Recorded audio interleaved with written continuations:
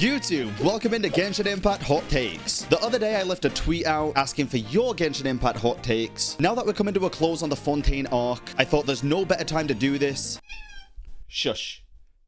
God damn it. And we're coming up to Natlan, so we might be seeing some huge game changes coming up soon. So let's get into your responses. Minsleaf left a comment saying, I really hope Genshin's ending isn't everything was just a dream or an illusion, because I think it's an easy cop-out for what is otherwise a well-written, complex story. I personally feel like the cop-out of it was all a dream and illusion is so overdone at this point that I completely agree with Min. I feel like if Genshin did that, it would sour my taste on the entire story. I really don't see them doing that. I think it's a lot more complex, but I guess only time will tell. She also said Remuria should be a huge inspiration for future Archon quests. The Fontaine Archon quests have improved in that regard, but the things you could see, do, and hear in Remuria's outdo the typical enter a domain format of the Archon quests, which I completely agree with as well. It was basically a whole entire new area with a banging world quest that wasn't voiced, but I'm sure there'll be some feedback regarding that in these tweets. And the stuff that you could do was awesome, dude. The traversal aspects, like flying through the harp and playing the music and stuff, it made you feel like you were actually doing something. And it might not have been the vibes everybody had hoped for Remuria,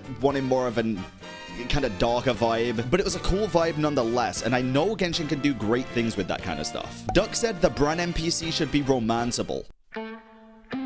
Of course he did. Unreal Dreamer said Remuria was great, but world quests not being voice acted is a huge miss. Now listen, hear me out here. The world quests in Genshin are some of my favorite content in the whole game. I'm not capping. The desert world quests, the golden slumber and everything are some of my favorite content in Genshin Impact. However, not voicing them is indeed a huge miss. And I've seen a lot of people say things like, well, if they were voiced, most players would just skip through the dialogue. Bro, most players skip through the Archon quest dialogue then. I don't think they would. And then I've also seen the argument that it'd take too much storage space, so just let us download optional voice packs, just like in Honkai Impact 3rd and other video games. Optional downloads have been a thing for a very long time. Being able to uninstall things like content that you've already done have been a thing for a very long time. I think voicing world quests would be a fantastic thing, at least for the very long ones that are very lore important. Now, Josh said there's no need for the 0.6 to 0.8 updates. Tighten up the story and let's keep it moving. We don't got all century, Hoyo. Also said, I don't know if this even constitutes as a hot take, Lamal. Now, I'ma keep it a buck. Josh, I love you, but that is a very hot take, dude. I don't think the 0.6 to 0.8 updates are as filler as people remember. I think the updates between like the 0.4 and 0.7 updates are pretty filler, but 0.8 is usually the summer event, which is fantastic. 0.7 is usually the Dainsleaf quest stuff, so that's also pretty damn good. I also think tightening up the story and giving the devs less time to work on the updates would be a net negative for the game. We all remember Inazuma, right? And I'm not saying that was because the devs were rushed or anything, but if they had a little more time to work on Inazuma back then, I feel like it would have been a bit of a different story. I'm scared that if we tighten up the update schedule and make it less updates overall, that the quality is then going to diminish, which would be a terrible thing for the entire game. Now, Marco Meatball has a very hot take here, dude. The music is beautiful, but lacks any true identity. It's pretty music, but the earworms are few and far between. Remuria had beautiful melody and a theme that evolved over multiple tracks, which was sublime and memorable. Previous music of Genshin had substantial melody-driven elements with a strong focus on melody and melodic drive. Fontaine was beautiful ambience. That's a lot of words in regards to the music, but I feel like Genshin music has its own identity from start to finish. Each and every character trailer that you hear and the demo music that you hear all has the same kind of leitmotif from the region. So each region itself has its own memorable identity, in my opinion. And it's like, dude, if I hear a song, I'm like, is that a Genshin song?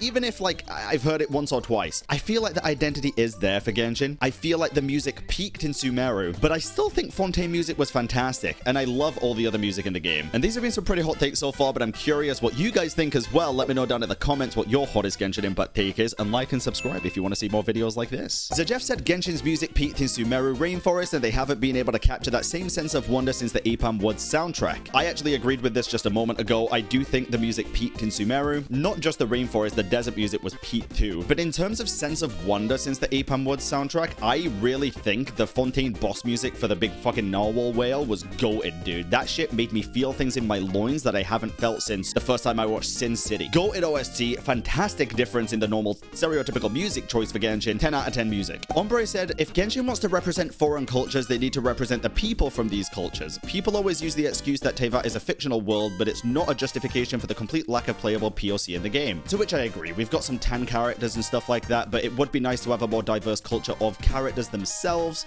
especially in appearance.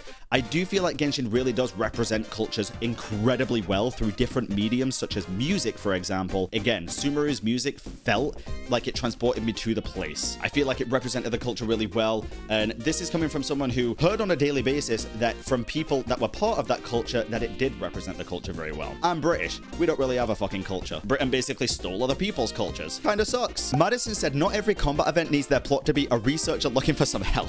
That is a very good point. I do feel like every single event in Genshin regarding combat is always a researcher that is like, oh, I need help testing out this thing, or fixing this, or getting some research notes for this. It is very true. It'd be kind of cool if maybe like a random rift opened and it was something to do with the lore, like a Kamrian rift where all the rift hounds were pouring out and we had to do a combat event to stop it. That would be awesome too. But it being said, let the traveler actually talk with Paimon that is voiced outside the character menu. People hate Paimon because she talks too much, but that wouldn't be a problem if it wasn't only her talking. Traveler has 2 VAs. Let them speak. Give them voiced banter during quests. I know a lot of people don't like comparisons between games, but I'm gonna compare Wuthering Waves to Genshin just in this instance for this singular topic. Abby in Wuthering Waves is the little floating companion, which is very, very cute, and I really like this companion. And one of the biggest reasons is you do have voiced banter with the companion. The companion also is a little bit snarky and rude and fun, but in a way that is more sarcastic than anything else. I do think letting the traveler banter with Paimon outside of quests and stuff would be a phenomenal thing to do, even in quests. Epi says the "we need more endgame content" crowd will never be satisfied. If you've been playing for 3+ years and have decently built characters, you'll breeze through everything easy. All Genshin can do is make the enemies tankier, and that's pretty much it. I have to vehemently disagree with this. I've been playing the game for 3+ years. I have my characters pretty much max built. I think the one way Genshin could remedy the endgame content situation, they've already done a great job with the new game mode and adding things and updating it and saying that they're going to be fixing things with it. Communication is key in that regard, but the one thing that I've always wanted with a Genshin Impact endgame mode is mechanics. I don't give a shit about how difficult a boss or enemy is in terms of HP. Give me mechanics to do, like a raid, dude. Make it co-opable. You have 4 characters to use, dude. Make it so that there's 4 little circles around the boss that you need to walk into with one character and they get locked in there. Walk into the other with another character and they get locked in there. Then the other one with another character, so you only have 1 character left. And then when you stand in the last one, it does like this cool combo move where they all do burst animations or something to burst down the shield. Something simple like that is a great way to just start off the mechanical aspect of it. But then there's so many more things that you could do with the bosses and the elemental reaction system in Genshin to make mechanics much more prevalent. And I think that'd be a great thing to do. Look at Final Fantasy XIV. Some of their raids are absolutely insane. I remember years ago I did Eden 8 Savage and I even did Ultimate content. And that stuff is wild, dude.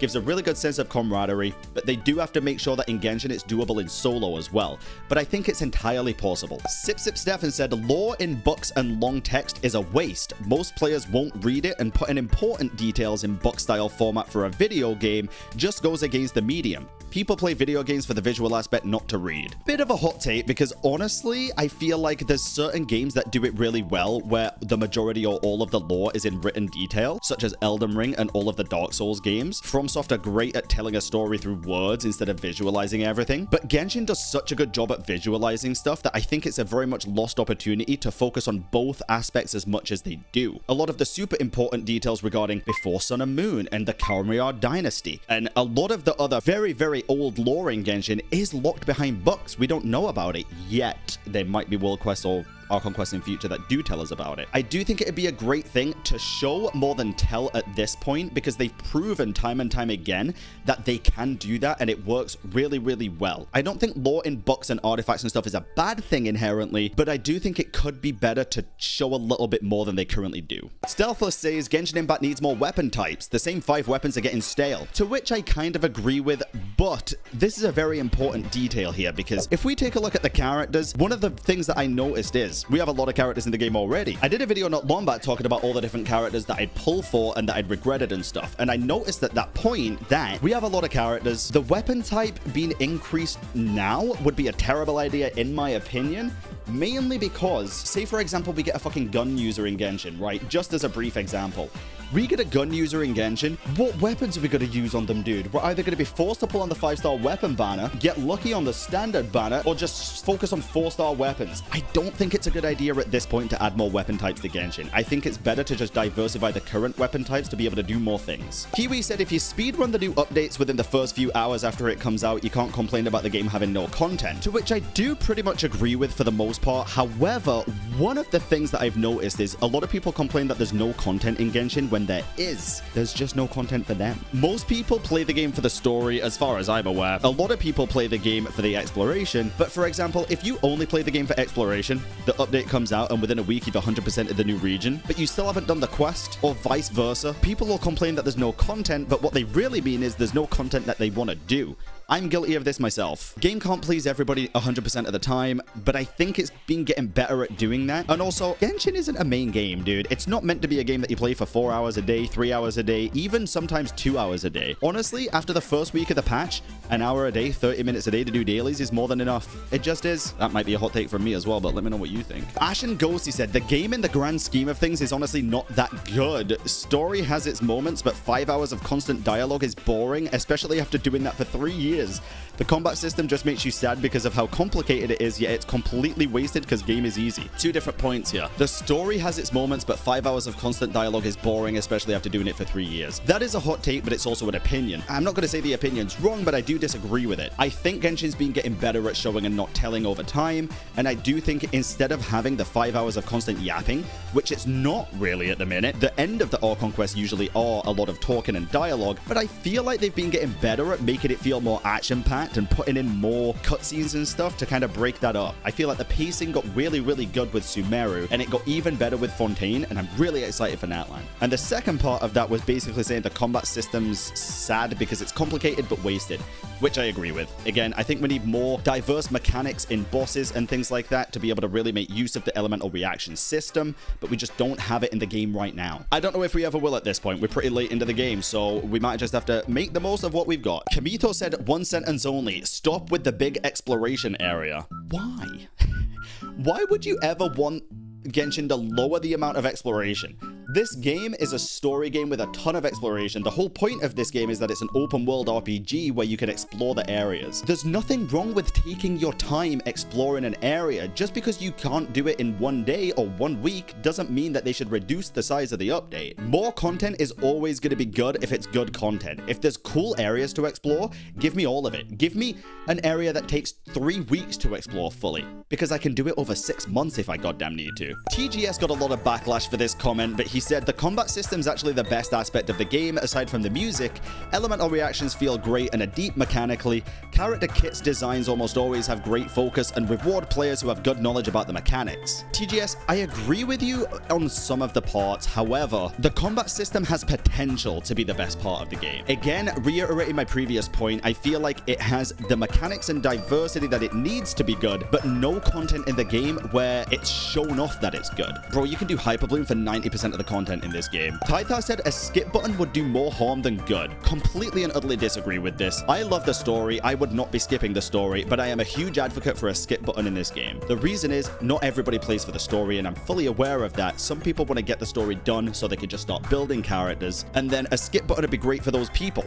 I see people complain all the time that, oh, if Genshin had a skip button, then it'd be so bad for the game, and I'd hate it. If a game adds a feature that you don't like, just don't use the feature, especially when it's something as mundane as a skip button that doesn't affect your gaming experience whatsoever. A lot of people do also say that a skip button would just make people more obnoxious online, to which I say, people are fucking obnoxious anyway, dude. I don't think it'd make that big a difference as to how obnoxious people are. Freshy said, remove the epitomized path in weapon banners and actually make the weapon we choose guaranteed every time. That'd be a very nice quality of life change for all of us and help us save a lot of money, and probably make us pull on the weapon banner a little more frequently. Omi said, I've seen lots of people dunking on Genshin's character design, and while some are reasonable, I also genuinely feel like Genshin is amazing at creating very distinct and recognizable characters, to which I totally fucking agree, dude. I see a character from a video game, I know it's a Genshin character. That's also because I play the game, so that's kind of unfair to say. But Genshin characters have this unique look about them. The designs are phenomenal. Even the quote-unquote bad designs are designed 10 times better than the majority of other games that I've played, to be honest. A lot of them do have cultural significance in the outfits themselves, or significance to the character or lore of the game. For example, Nilou's little horns and the goddess of flowers and stuff like that. Kokomi's fish-esque outfit is very, very cool. Rogue said, I think you can actually like the game and criticize it at the same time. The Genshin could never crowd that hates everything Genshin does is just as annoying as the better than nothing crowd that loves everything. Totally agree, dude. People need to stop expecting too much from Genshin, but also the people that don't expect anything should probably start expecting something. We're getting into gear 4, 5, 6 of the game at this point, with pulling ever closer to the final regions. Most of the time I see people complaining is in regards to rewards and things like that. And I get it, dude. Free stuff is always nice. It is always good. And sometimes you do feel like you deserve more. In my head, I don't really feel like I deserve anything, because I'm just playing a free-to-play game. But I know that other people are very different in that regard, and that's absolutely fine. But I agree, dude. The whole Genshin could never stuff, it just gets old real quick. Van said, not even a hot take, but Dehya deserves better. Buff Dehya squad, show up and show out. Brother, you're beating a dead horse. I'm really sorry. Dehya's dead in a ditch. She ain't going nowhere. She's gonna remain at the bottom. Domicile said, if you don't like to explore and do quests, don't play. That is the game. Disagree. And I'm gonna tell you why, because this is a pretty important one. If you enjoy playing a game for any reason, play the fucking game. Games are made for fun. Don't let anybody else on the internet or otherwise tell you why you should or shouldn't be playing a video game. It's an out. It's a way to relax. It's a way to challenge yourself. If you want to play Genshin just for the combat, you do that. If you want to play Genshin just to load up and look at characters, you do that. If you want to play Genshin to just save up currency to C6 a character one day, you do that. Play games for whatever reason you find justifiable to yourself. The second it starts feeling like a chore or a waste of time, you should probably stop playing. V said, competition is needed and it's great. They may not be Genshin killers, but they'll give it a run for its money. It's healthy, and you know, we consumers or players have the right to say what's wrong or not enough and pick up a competitive game. It's okay to talk about said issues. I agree. I think competition is always good. I think Wu War coming out has kind of lit a fire under Hoya versus Booty, which is a good thing. I think both games are fantastic and do things better than each other, and I think both games can learn from each other as well. Competition breeds excellency, and I'm very excited to see where Hoyoverse goes over the next couple of years with many more competitors coming out. But those were the Genshin Impact hot takes of the day, so let me know down in the comments what you think about those. Which one did you like the most or disagree with the most? If you like this style of video, let me know as well, because I do like to record these. I find it really fun. And don't forget to hit the like button and subscribe if you want to see more content like this. Catch you all in the next one, YouTube. Peace.